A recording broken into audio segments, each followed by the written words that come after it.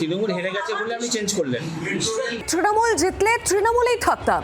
অকপট রচনা Bandyopadhyay, double engine সরকার ছাড়া উন্নয়ন সম্ভবই নয়, এমনই মন্তব্য রচনা বন্দ্যোপাধ্যায়। আরবানা নিয়েও মন্তব্য না করলেই হতো, এখন এমনটাই মনে হয়। তৃণমূল হেরে গিয়েছে বলে দল বদল করেছি দাবি করেছেন রচনা বন্দ্যোপাধ্যায়।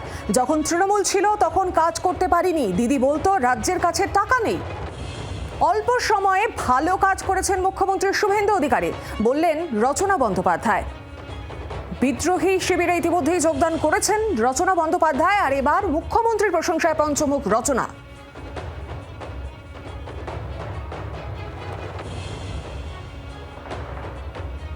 তৃণমূল সরকার আবার জিততো তাহলে আপনার অবস্থানটা কি হতো? তারপর তৃণমূল হেরে গেছে বলে আপনি চেঞ্জ করলেন। যখন তৃণমূল ছিল তখনই আমি সেন্ট্রালের সাপোর্ট ছাড়াই কোনো কাজ করতে পারিনি। দিদিও বলেছেন যে সেন্ট্রাল না আসলে আমি টাকা দিতে পারবো না, আমাদের স্টেটের টাকা স্টেট থেকে আমি সাহায্য করতে পারছি না, তখনই দিদি বলেছেন। আমরা সাংসদ কোটা ছিল তো, সাংসদ কত করতে পারি? 4 কোটি 90 লক্ষ টাকা 7টা বিধানসভায় কি হয়? কিছুই হয় না, একটা ব্রিজও তৈরি হবে। শুনলেন রচনা বন্দ্যোপাধ্যায়ের বক্তব্য। সরাসরি আর বিস্তারিতভাবে জানিয়ে আমাদের সঙ্গে রয়েছেন প্রতিনিধি বিধান সরকার। বিধান, রচনা বন্দ্যোপাধ্যায় বলছেন যে তৃণমূল যদি জিততো তাহলে তৃণমূলেই থাকতেন, এবং শুভেন্দু অধিকারীর প্রশংসাও করলেন তিনি।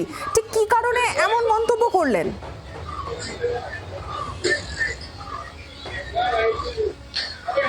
দেখো সৌমি, গতকাল চুঁচুড়ার বিজেপির বিধায়ক সুবীর নাগের যে ভারত মাতা পুজো, সেই পুজো তিনি এসেছিলেন এবং সেখানে হুগলির সাংসদ রচনা বন্দ্যোপাধ্যায় যে বক্তব্য রাখেন, একেবারে স্পষ্ট বক্তা বললেও তাকে কম বলা হয়। কারণ তিনি পরিষ্কার বলছেন যে তৃণমূল কংগ্রেস যদি এই বিধানসভা ভোটে জিততো তাহলে তিনি তৃণমূলেই থাকতেন।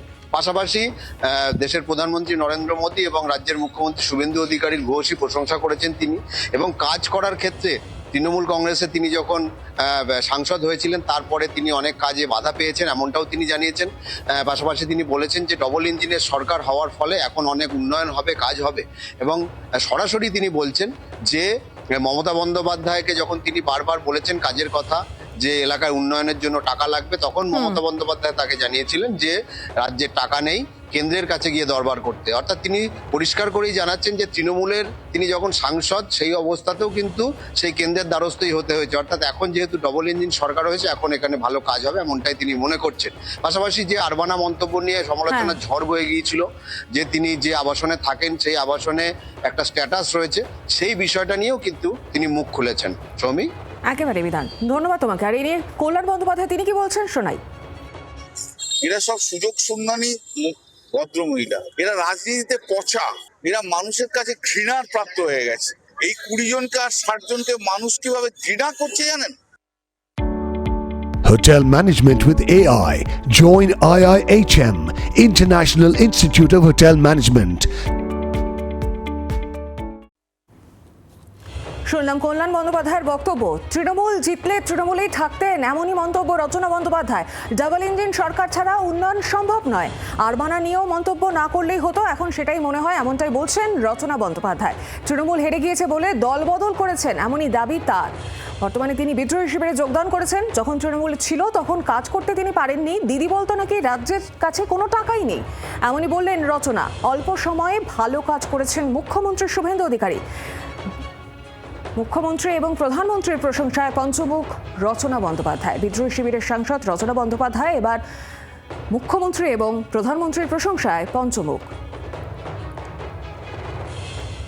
ডাবল ইঞ্জিন সরকার ছাড়াও উন্নয়ন সম্ভব নয় বর্তমানে, এমনটাই মন্তব্য রচনা বন্দ্যোপাধ্যায়ের। পাশাপাশি বিগত দিনে যে আরবানা নিয়ে যে বিতর্কিত মন্তব্যের ঝড় উঠে এসেছিল তা নিয়েও তিনি মন্তব্য করেছেন। যখন তিনি বলছেন যে দিদি বলতো রাজ্যের কাছে নাকি কোনো টাকাই ছিল না, যখন তিনি কাজের জন্য গিয়েছিলেন তখন বলা হতো কোনো টাকাই নেই, তিনি তার মতো করে কোনো কাজ করতে পারেনি। অল্প সময়ে ভালো কাজ করেছেন মুখ্যমন্ত্রী শুভেন্দু অধিকারী। মুখ্যমন্ত্রী এবং প্রধানমন্ত্রী দুজনেরই প্রশংসায় পঞ্চমুখ রচনা বন্দ্যোপাধ্যায়। আর এই মুহূর্তে আমাদের সঙ্গে টেলিফোন লাইনে রয়েছেন বিজেপি বিধায়ক সজল ঘোষ। সজল বাবু, রচনা বন্দ্যোপাধ্যায় বলছেন যে তৃণমূল আমলে তিনি কোনো কাজ করতে পারেননি, তৃণমূল যদি জিতত তাহলে তিনি তৃণমূলে থাকতেন। বর্তমানে তিনি এখন বিদ্রোহী শিবিরে রয়েছেন, তাহলে কি সুবিধে না পেয়ে এই পদক্ষেপ তার কিভাবে দেখছেন? দেখুন, এটা কিন্তু অনেস্ট কনফেশন। হ্যাঁ, একেবারে নির্ভেজাল সত্যিকে উনি স্বীকার করেছেন, কটাক্ষ করলাম না। ওনার থেকে এর থেকে বেশি পাওয়ার কিছু নেই। ওনারা এই জাতেরই মানুষ, এই টাইপেরই মানুষ। উনি যাই বলেন সব কথাই কোনো না কোনো বিতর্কে পরিণত হয়, তাই আর ওনাকে নিয়ে বিতর্ক আমি বিশেষ করতে চাই না। হ্যাঁ, কারণ এরা রাজনৈতিক নয়, এদের ভালো করে ডাক্তার দেখানো দরকার, মানসিক সুস্থতার প্রয়োজন আছে এদের। এদের নিয়ে কি কথা বলবো, এখন বললেই বলবে মহিলা এই সেই, সেগুলোর মধ্যে আর যেতে চাই না। সবাইকে রাজনীতি করতে হবে এমন কথা কোথাও লেখা নেই। দেশ সেবার আরো অনেক রাস্তা আছে, সেগুলো করুন না এনারা। যদি মানুষের সেবা করতে হয় অনেক আছে রাস্তায়, গরিব দুঃখী সাধারণ মানুষ প্রচুর আছেন, গিয়ে সেবা করুন। এনাদের রাজনীতিতে প্রয়োজন নেই, এরা রাজনীতিকে সমৃদ্ধ করছেন না, এরা রাজনীতিকে কলুষিতই করছেন। এর বেশি কিছু বলবো না। ধন্যবাদ আপনাকে সজলবাবু আমাদের সঙ্গে থাকার জন্য। বাংলার আওয়াজ, বাঙালির আবেগ, জি 24 ঘন্টা।